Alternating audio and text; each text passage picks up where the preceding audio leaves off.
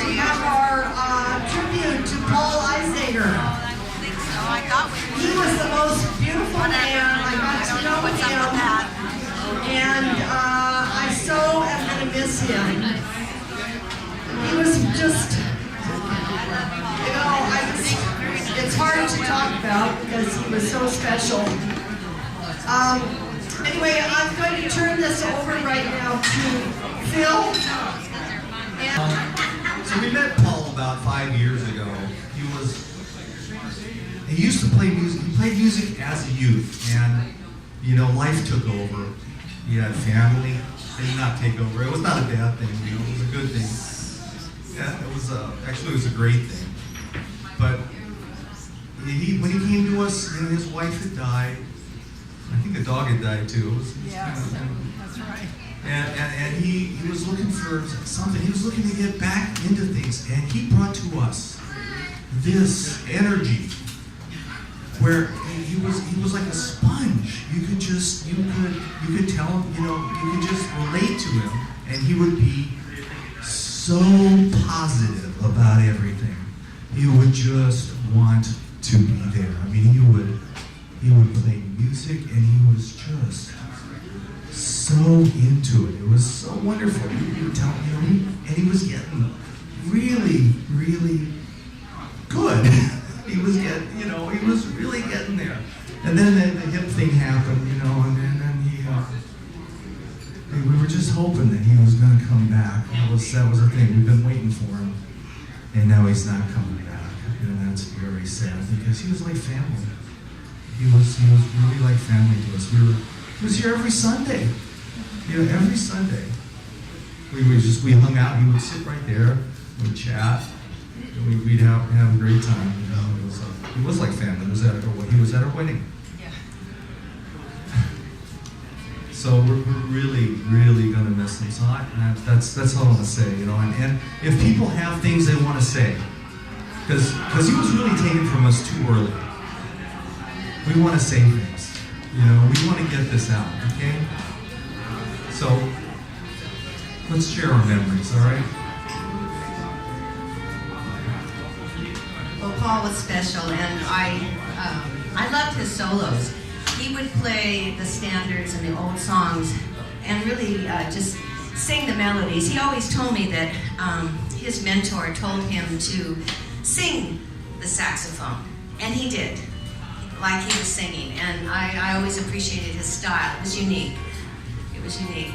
But the memory I want to talk about is a couple of weeks ago, or months, we did the three-part harmony. Back in Time did Boogie Boogie Bugle Boy.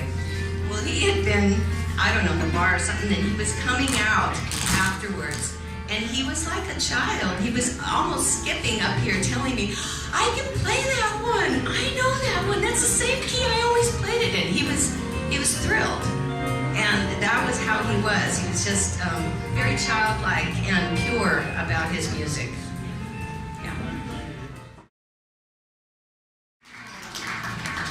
That song behind us is Dancing in the Dark, and it's Paul playing on the saxophone. And there are those CDs in the back. Oh, on the clarinet, sorry. Thanks, Phil. Take some more clarinet. Oh boy, Paul really was like family, and we met him when he was like 82 or 3. And I didn't know you could make BFFs at that age. Best friends forever. He just took to us, and then we took to him. And he was always so happy to see us, and if he wasn't going to show up on a Sunday, he would call Phil and tell Phil and let us know why and what was happening, and he practiced in between. And every week for years, Phil would write up 2 charts a week for Paul so he could bring them in his key and play them that week. And so Phil every Saturday night or Sunday morning would be charting them up in his key, bring them in, and then Paul would play them. So we had a really very, very special relationship. And the last time I saw him, right as I was saying goodbye, well, first of all, he was telling me how much he feels so loved and how he loves. He was telling me about a special relationship with his granddaughter Rachel, how they had special things since she was a child, and how every night she went to say goodnight to him before she went to bed, and how just incredibly special that was to him. And it was just beautiful. He felt so loved and supported. This was about 3 or 4 days before he died. And I felt him look at me kind of more deeper than you usually do as I was leaving, and I actually stopped because I felt it. And I looked at him too. And he goes, "I really love you." And I said, "I really love you too." And even though we shouldn't be surprised when somebody 87 dies, I still was kind of, it took me by surprise. I thought we had more time. And so in the spirit of Paul, I just really want to be more open and excited and curious about what each day brings. Such a beautiful man. We're so happy. I've met his family over the years because he dragged them to my concerts or whatever we were doing, or down to Bocce's, and it was just always a pleasure. So he'll always live on in our hearts. Thank you so much. I just know Paul through his coming down here regularly, and I love that beautiful sound he had, the beautiful way he played those great standards. But I didn't really know him that well beyond that. But I paid him a visit while he was in the nursing home there. And he told me a little story that just so impressed me because it showed what a real lover of music he was. He mentioned that he was good friends with Grover Washington Jr. So I said, "How do you get to be good friends with Grover Washington Jr.?" He said he was driving his car and he heard on the radio station the tune that Grover Washington was playing, and it moved him so much that a while later when Grover Washington was playing at the Montalvo Winery, he went down there and he went backstage. He went onto the stage and he asked the guy who was working on the stage if he could talk to Grover Washington. The guy said, "Yeah, you go back around there," and he's in that room there. He went in there and they got talking, and they became such good friends that they were just in constant contact on the phone regularly, even though Grover Washington went back to New York after his tour. But that was like a close friend of Paul that he made, just with a great connection to the music. Hello, Steve here.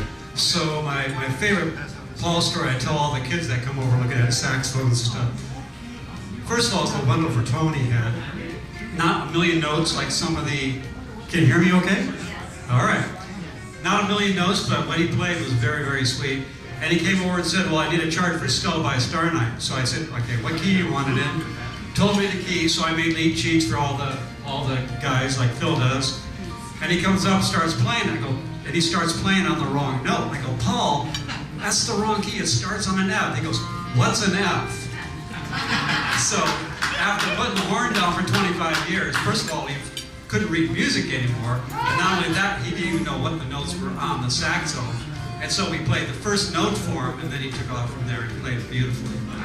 So all he needed is the first note of the song, and he was ready to go. But with no musical reading abilities whatsoever. So anyhow, real sweet guy. We had a lot of nice visits in my garage. Tuned up his horns, and I duped all those CDs for him. He'd come over and say, "Well, I need 5 more of this one." So I'd throw them in the computer, make a run off a couple more for his friends and relatives and everything. So it was really a joy the times we had together. So anyhow, that's my story. And again, I've been telling that to all these kids that come over and want to play a million notes. I said, "Well, you should hear this guy play." Anyhow, here comes Mr. Malone.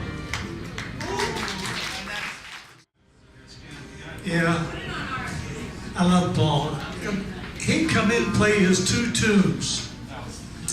That would give me a chance to get up and sit in on drums behind him. Generally, I get a couple more in anyhow after he would sit down. Paul and I were just pretty close to the same age. I was a little bit older than Paul. And so I guess I'm going to be the next guy. I don't know. But we've lost a few nice people. Bill St. Pierre, just a short time ago, the saxophone player played with me so many, about 25, 30 years. And now Paul. So when I go, I hope you guys have a good time.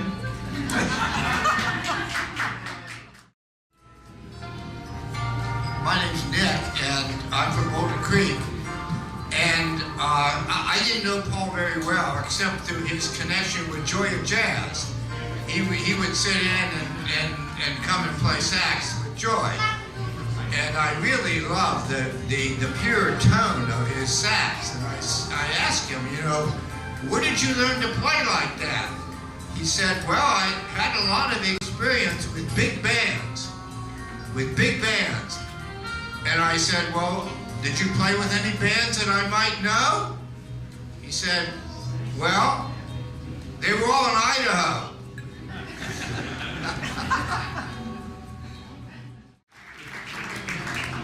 Well, the two tunes that you gave him were always very danceable.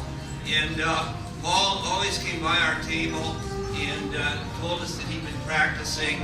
And he made it clear that he liked having dancers out there while he was playing. And we really appreciated that. And we'll certainly miss him. Hi, I met Paul not too long ago. He was already well into his 80s. He was here at Bocce's every Sunday for the jam. He lived for this jam session. He just loved it. And the last time I saw him was in the hospital after he had fallen. It was 2 days later. He was still in his hospital bed with the compression things on his legs, and you could tell he was still in a lot of pain. But I sat there for a few minutes and talked to him, and I told him that I was learning a new song, Let's Fall in Love. And he just broke into song. He started singing that song, and he taught me the words to it, and we just sat together and sang Let's Fall in Love. That's Paul.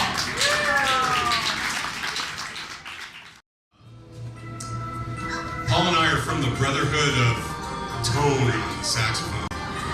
And we used to pass little hints to each other all the time. And something you may not know is that Paul was a bus driver for Greyhound. And we used to talk about buses all the damn time. And I don't think I'll ever see a 4603 GM going down the highway without thinking of Paul, because he told me that was his favorite bus. He took it on the S curves in San Francisco on that, what street? Lombard Street, okay. Thank you, I knew somebody would do it.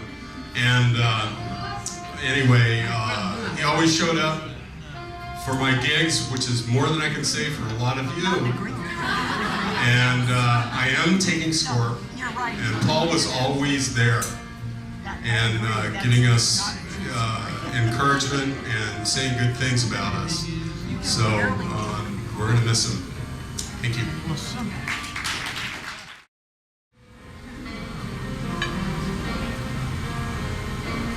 Paul's stepson. I knew him for almost 60 years. He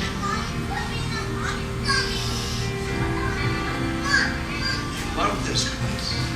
It was so much a part of his life. With Paul, what you saw is what you got. He was a sweetheart. He loved you people. Go on. Look at all of you for helping him out. Just opening your heart to him. It meant so much. I can't tell you. Every highlights of my week was going by on Monday or something and say, Paul, what was going on at Bocce's?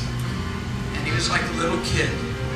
Oh my God, you know, I played really well and the band was behind me. He just loved it. I don't know, it just meant so much to me and everybody that knew him. Music, it made his life just unbelievably better and just worth living. I know he's here in spirit, and you know, music is such a beautiful thing. One of the things I learned from his sister, I called her in Idaho, and we were was born in Montpelier, this little town. He was in a high school band. They started up. His future brother-in-law played tenor sax. The name of the band was A Gentleman of Note. And that's just Paul. It fits him, and he just loved it. Thank you so much, everyone, for coming.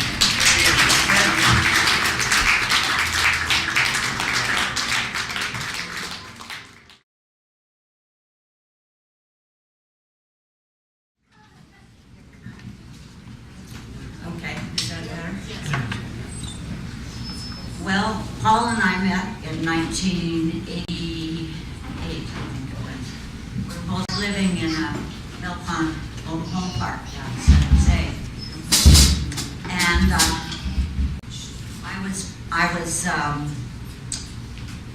they had a talent program there. And I just had got my piano back. We lived in an apartment. We couldn't have an instrument or anything there, so I just got it back and was practicing. And I thought, well, maybe if I apply for that, I'll be able to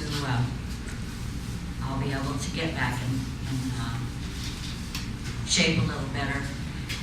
And so I came into the mobile home parks where everybody has their parties and everything. The night before, I wanted to.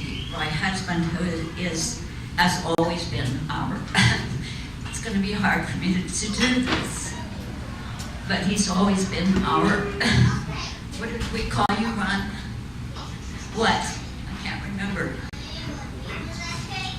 Your, huh?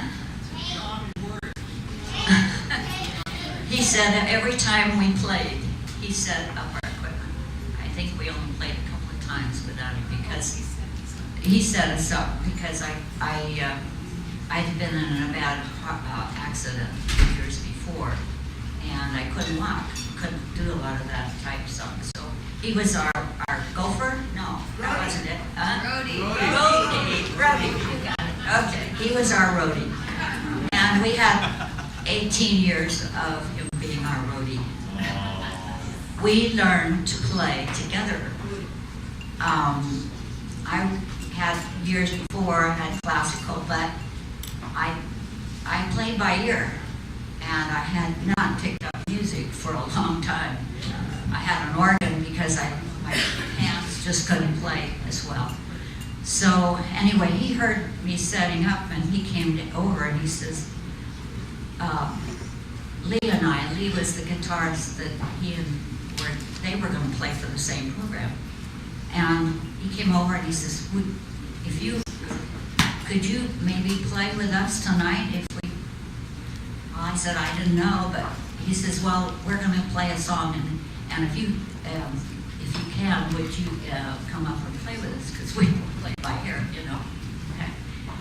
And he said, he told me what he was going to play, and of course I knew because I had played him before for years.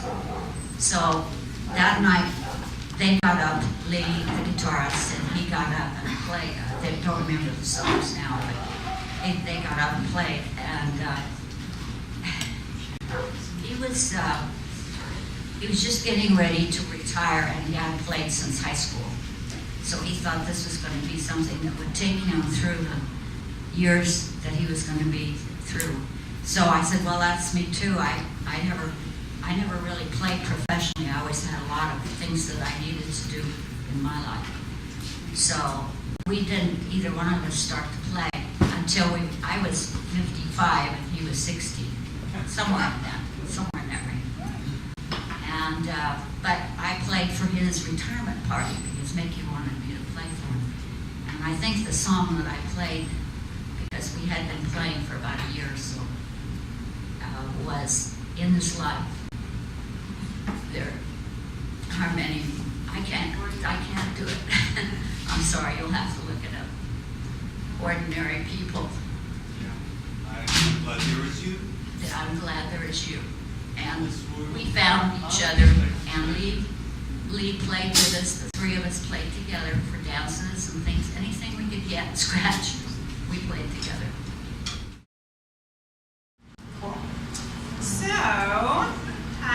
everybody. Thank you all so much for being here. Had to write this down. I'm barely going to get through it, so stick with me here. My name is Rachel Williams, and I am the granddaughter of Paul Einzinger. I know that there were certain sacrifices that had to be made to get here today for many of you. Apparently there's some kind of football game or something going on. Is that right? Okay. Okay, so Paul was born May 22nd in 1929 in a little town called Montpelier, which is in the lower east corner of Idaho near Wyoming and Utah. He graduated from high school in 1947. He was in the U.S. Army from 1951 through 1953, and he fought in the Korean War. He had numerous jobs, such as bus driver. But as soon as he met my grandmother, it was love at first sight, and he followed her from Idaho all the way to San Jose, California in September of 1955. They were married, and they were together until her passing in October of 2006. And Paul worked for Lockheed Martin as an engineer from 1962 until his retirement in the 1990s after more than 30 years of service. And he loved to talk about how he was a valued, classified employee entrusted with government secrets that he kept until his dying day. You say, hey, Grandma, what'd you do at Lockheed? We gotta talk about it.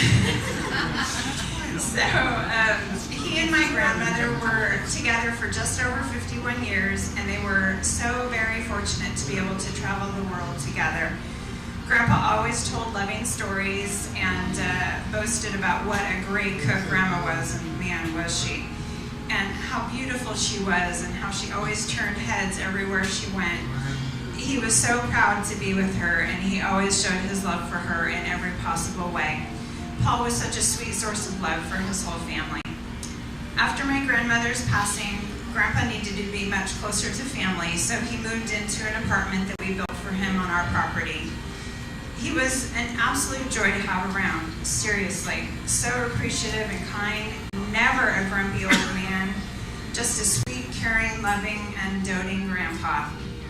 My son Ryan was born while Grandpa lived with us, and we all absolutely adored the fact that Ryan was so blessed to be able to have his great-grandfather in his life every single day. And I wanted to read one of the condolences cards that I received from a very good friend of Grandpa's.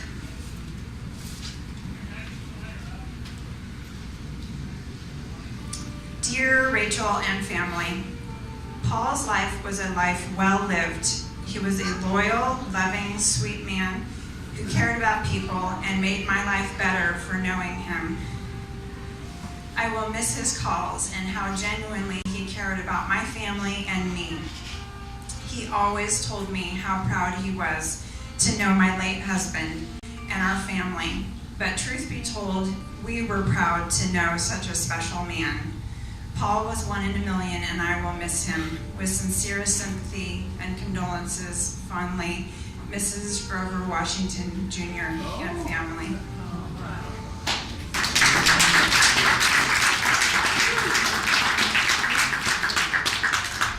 I was pretty proud getting that card in the mail, too. Grandpa loved Grover Washington, Jr. so much, and the feeling was mutual. Grover was such a dear friend and took Paul under his wing and really woke up his love for music again, urging him to practice, practice, practice. Grover's life was cut all too short at the young age of 56, but even though it's been 14 years now since he's passed, Paul's love for him and his family never faded. He kept in contact with Christine, Grover's wife, and she loved that undying source of love for her late husband and her present family, ever growing with grandchildren now. Every time he called, it was a lovely reminder. Your husband is loved. I haven't forgotten him or you and your family. He was just so lovely like that, always making sure we all felt loved. Grandpa loved his music, he loved his saxophone, and the joy that this community brought him is truly immeasurable. He loved to come home and tell me about how lovely his Sunday was with all of his friends at Bocce's. You were all such a source of pure joy to him. He would tell me the play-by-play, and that there was always a hush that fell over the crowd as Grandpa got up to play. He would really say that. He's so darn cute. He loved his Sundays with you. He would come home on such a musical high, it would take him a while to settle down for the evening, just like a little kid. He was so cute. He was the kind of person that spread his love around. He never missed an opportunity to tell us how much he loved and appreciated us. He said it so often that we never doubted it for a second. What a lovely gift he left us all with, the knowledge of his unconditional love for us. He was a joy, he was a good man, and he will be missed more than words can properly express. Thank you so much. When I first, Paul was one of the first people, thank you, Gail, to befriend me when I first started breaking into the jam. I don't have to tell anybody here, sweetest guy you ever want to meet, beautiful sound. I could listen to him for hours. I used to tell him so. And by way of my tribute to Paul is to sing every time we say goodbye.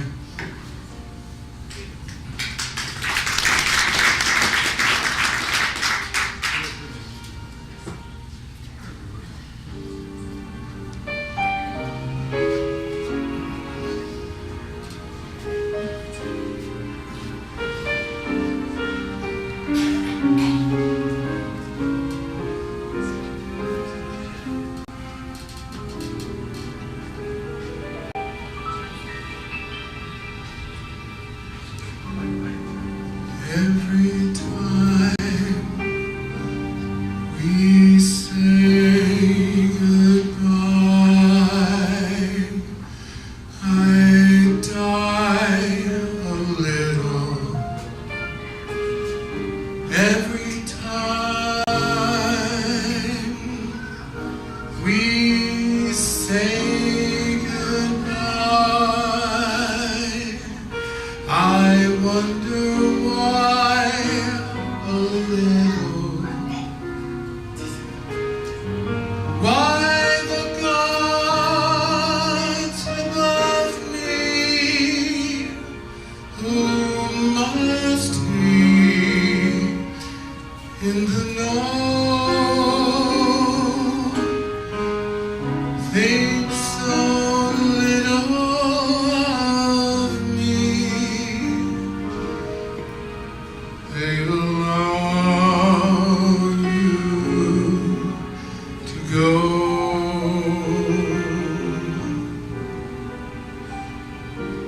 When you're near, there's such an air of spring about it. I can hear a lark somewhere begin to sing about it. There's no love song finer, but how strange the change from major